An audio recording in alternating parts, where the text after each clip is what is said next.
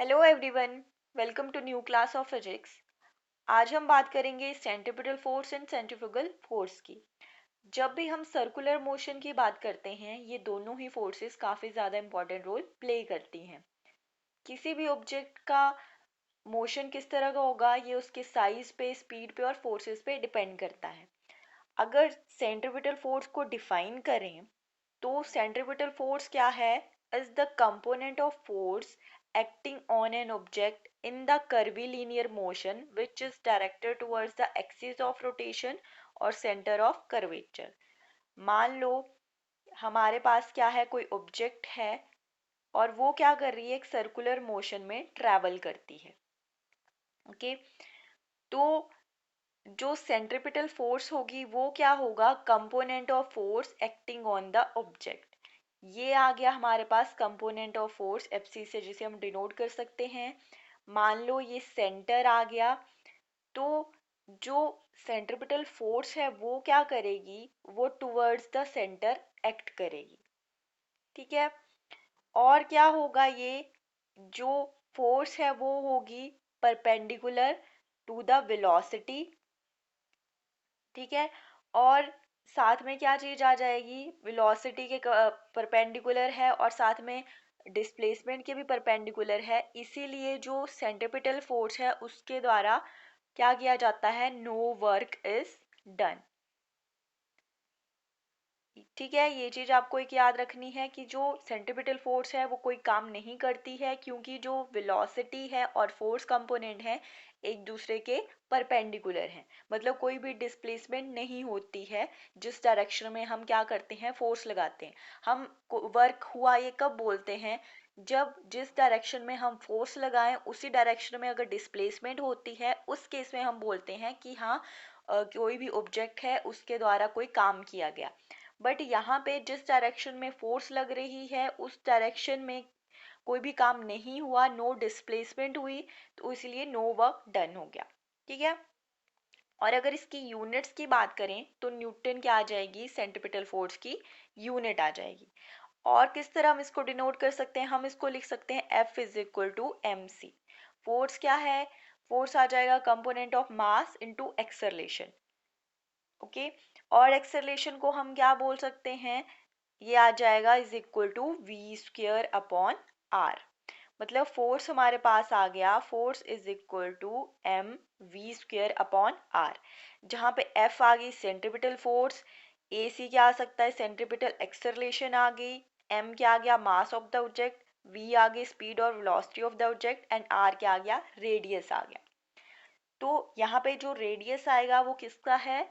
ये रेडियस होगा जो सर्कुलर पाथ ऑब्जेक्ट फॉलो करती है, उसका रेडियस आएगा, ये उस पाथ का, ना कि ऑब्जेक्ट का। तो और क्या क्या चीजें हैं कि जो सेंट्रीपिटल फोर्स है वो टुवर्ड्स द सेंटर एक्ट करेगी, टुवर्ड्स द सेंटर होगी। क्या होगी? नो वर्क डन होगा बाय सेंट्रीपिटल फोर्स, क्योंकि वेलोसिटी और फोर्स कंपोनेंट एक दूसरे के परपेंडिकुलर हैं, इसलिए कोई डिस्प्लेसमेंट नहीं हो रही है फोर्स की डायरेक्शन में। और हम क्या करें? अगर जो वेलोसिटी है या स्पीड है उसको अगर डबल कर दें तो फोर्स कितना बढ़ जाएगी? फोर्स 4 गुना ज़्यादा हो जाएगी, क्योंकि यहाँ पे जो वेलोसिटी है वो क्या है? वेलोसिटी का स्क्वायर है। ओके। तो यहाँ पे क्या चीज आ गई कि जो ऑब्जेक्ट है वो क्या करेगी? एक्सेलरेट करेगी। एक्सेलरेट कब करती है कोई भी ऑब्जेक्ट? या तो उसकी स्पीड में चेंज आता है या उसकी डायरेक्शन में। तो यहाँ पे जब ऑब्जेक्ट सर्कुलर मोशन में ट्रैवल कर रही है तो उसकी डायरेक्शन कंटिन्यूसली चेंज हो रही है। तो डायरेक्शन के चेंज होने की वजह से ऑब्जेक्ट क्या करती है? एक्सेलरेट करती है। और यहाँ पे जो स्पीड है वो क्या है? यूनिफॉर्म स्पीड के साथ ऑब्जेक्ट मूव करेगी। ये आ गई सेंट्रीपिटल फोर्स। अब अगर इसके कुछ एग्जाम्पल्स की बात करें तो आप डेली लाइफ में इसके एग्जाम्पल्स देखते हो। जब भी कोई कार है या व्हीकल है वो टर्न लेता है सर्कुलर मोशन में या ट्रैवल करता है, तो जो नेसेसरी सेंट्रीपिटल फोर्स है वो प्रोवाइड की जाती है by the force of friction between tyre of vehicles and road surface, ताकि जो व्हीकल है वो स्मूथली क्या कर सके? टर्न ले सके।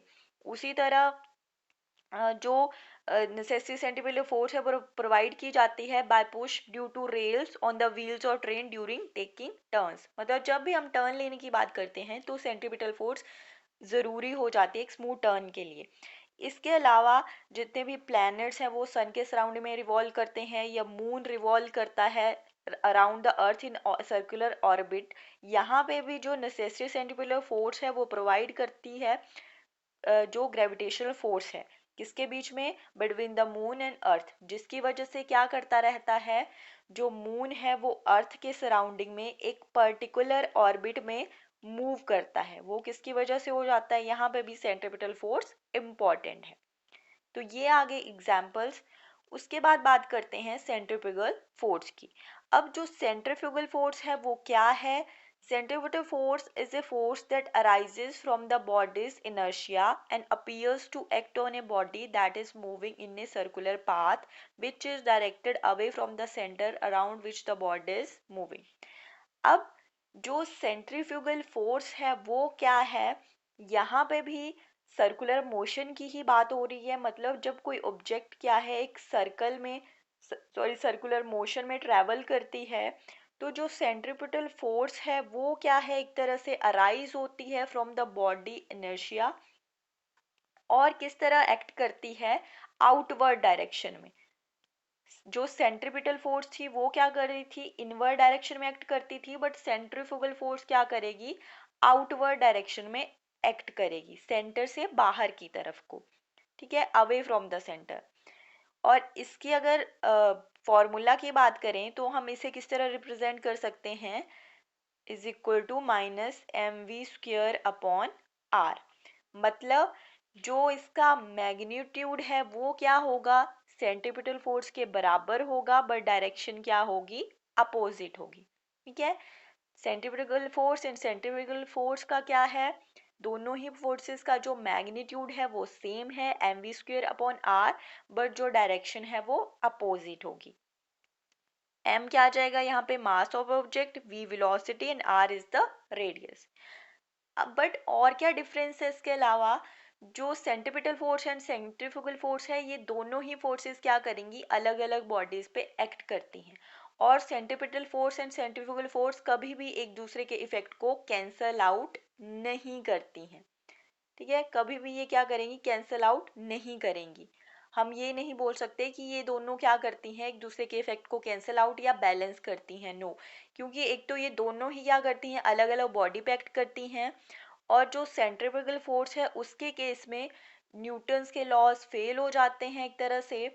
तो क्योंकि जो सेंट्रीफ्यूगल फोर्स है वो क्या करते हैं, हम इसको ऑब्जर्व कर सकते हैं एक नॉन इनर्शियल फ्रेम से। सेंट्रीपिटल फोर्स को हम ऑब्जर्व करते हैं इनर्शियल फ्रेम में। इनर्शियल और नॉन इनर्शियल फ्रेम्स का क्या मतलब हो गया, इनर्शियल फ्रेम क्या है, इंडिपेंडेंट ऑफ टाइम है। एक तरह से मान लो आप अभी बैठे हो, खड़े हो, ओके, आप क्या करते हो, एक बॉल को ड्रॉप करते हो या एक पेन को ड्रॉप करते हो, ठीक है, तो वो किस वेलोसिटी के साथ ट्रैवल कर रहा है, किस स्पीड के साथ नीचे की तरफ जाता है, उसको आप इजीली कैलकुलेट कर सकते हो एक इनर्शियल फ्रेम में। बट अगर हम एक नॉन इनर्शियल फ्रेम की बात करें, नॉन इनर्शियल फ्रेम का क्या मतलब हुआ कि रोटेशनल फ्रेम है, और आप क्या करते हो, एक दूसरे किसी फ्रेम से उस मोशन को ऑब्जर्व करते हो। जैसे कि अर्थ है, अर्थ क्या करती है, कंटिन्यूसली रोटेट करती है, ठीक है, बट नॉर्मली हम क्या है, अर्थ में ही हैं। हम नॉर्मली, आप बेड पे बैठे हो, चेयर पे बैठे हो, आप नीचे बॉल ड्रॉप करते हो, तो आप सिंपली क्या करते हो, उसका जो स्पीड है वो कैलकुलेट कर लेते हो कि कितना उसका मास है, उसकी फोर्स है। बट इसके अलावा अगर आप क्या करो, किसी दूसरे इनर्शियल फ्रेम से, किसी दूसरी बॉडी से उस मोशन को ऑब्जर्व करो, तो आप क्या चीज करोगे, आपको एक तो जो अर्थ है उसका मोशन भी कैलकुलेट करना पड़ेगा कि वो किस स्पीड के साथ ट्रैवल करता है, और साथ में वो बॉल किस स्पीड से ड्रॉप करती है, ये दोनों ही चीजें ध्यान में रखनी पड़ेंगी। ये क्या आ गया, नॉन इनर्शियल फ्रेम आ गया। तो जो सेंट्रीपिटल फोर्स, सेंट्रीफ्यूगल फोर्स है एक तरह से, वो कहाँ पे ऑब्जर्व करते हो आप, एक दूसरे किसी रोटेशनल फ्रेम में ऑब्जर्व करते हो, एक नॉन इनर्शियल फ्रेम में। तो सेंट्रीपिटल फोर्स कहाँ पे आप ऑब्जर्व करते हो, ये कैलकुलेट करते हो एक इनर्शियल फ्रेम में, और सेंट्रीफ्यूगल फोर्स कहाँ पे ऑब्जर्व करोगे, एक रोटेशनल या नॉन इनर्शियल फ्रेम में। ठीक है, आई होप ये चीज़ आपको समझ आ गई होगी कि जो अर्थ है या अदर प्लैनेट्स हैं वो कंटिन्यूसली क्या करते हैं, मोशन में हैं। तो जब भी हम नॉन इनर्शियल फ्रेम की बात करेंगे तो उस मोशन को भी हमें क्या रखना पड़ता है, माइंड में रख के चलना पड़ता है। तो यहाँ पे जो न्यूटन्स लॉ है वो क्या हो जाता है, फेल हो जाता है। इसलिए यहाँ पे हम सेंट्रीफ्यूगल फोर्स को इंट्रोड्यूस करते हैं। सेंट्रीफ्यूगल फोर्स हमारे कैलकुलेशन के काम आती है। ठीक है, अब इसके एग्जाम्पल्स की बात करें अगर, तो इसके एग्जाम्पल क्या आ जाएंगे कि जब क्या करती है, कार मोशन में है और वो क्या करती है, सडनली लेफ्ट की तरफ को टर्न लेती है। तो जो पैसेंजर हैं वो जो पुश है या फोर्स एक्सपीरियंस करते हैं किसकी तरफ को, राइट की तरफ को। नॉर्मली अगर कभी आपने ऑब्जर्व किया हो, आप बस में हो, कार में हो और आप क्या करते हो, लेफ्ट की तरफ को क्या किया, कार ने टर्न लिया, तो जो पैसेंजर्स हैं वो किस तरफ को फोर्स ऑब्जर्व करेंगे या किस तरफ को गिरेंगे, राइट की तरफ को। ओके, ये किसकी वजह से होता है, ये होता है due to centrifugal force acting on passengers. वैसे ही a bucket of full of water is rotated in vertical circles. कभी ऑब्जर्व किया हो कि एक बकेट है वो फुल ऑफ वाटर है, तो वो क्या करते हैं, जो वाटर है वो क्या करता रहता है, वर्टिकल सर्कट सर्कल्स में क्या करेगा, एक पर्टिकुलर स्पीड के साथ रोटेट करता रहता है, जिसकी वजह से कि वाटर है वो फॉल ना करे। क्यों, जो वेट है वाटर का वो बैलेंस हो जाता है, किसकी वजह से, सेंट्रीफ्यूगल फोर्स की वजह से। ठीक है, कभी भी क्वेश्चन आता है कि सेंट्रीपिटल फोर्स या सेंट्रीफ्यूगल फोर्स क्या एक बॉडी पे होती है, नहीं, एक बॉडी सेम बॉडी पे नहीं होंगी। क्या अलग अलग बॉडीज पे हैं तो एक दूसरे को बैलेंस करेंगी, जिस तरह हमने न्यूटन थर्ड लॉ में हम पढ़ते हैं कि every action has equal and opposite reaction, और फोर्सेस एक दूसरे के इफेक्ट को बैलेंस करती हैं। तो नहीं, ये एक दूसरे को बैलेंस भी नहीं करेंगी। ठीक है, और क्या है एग्जाम्पल सेंट्रीफ्यूगल फोर्स का, bulging of earth equator and flattering at the pole is due to centrifugal force.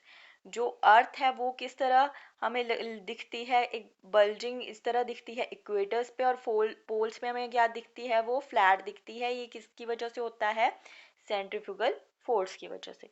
ये आगे एग्जाम्पल। अब क्वेश्चन किस तरह का पूछा जाता है, तो क्वेश्चन ही मेनली इसी तरह का पूछा जाएगा। जैसे क्वेश्चन है, cyclist turn around a curve at 15 miles per hour, if he turns at double the speed the tendency to overturn is. यहाँ पे राउंड जो सर्कुलर मोशन है उसकी बात हो रही है। तो सर्कुलर मोशन में क्या चीज एक्ट करेगी, सेंट्रीपिटल फोर्स एक्ट करेगी।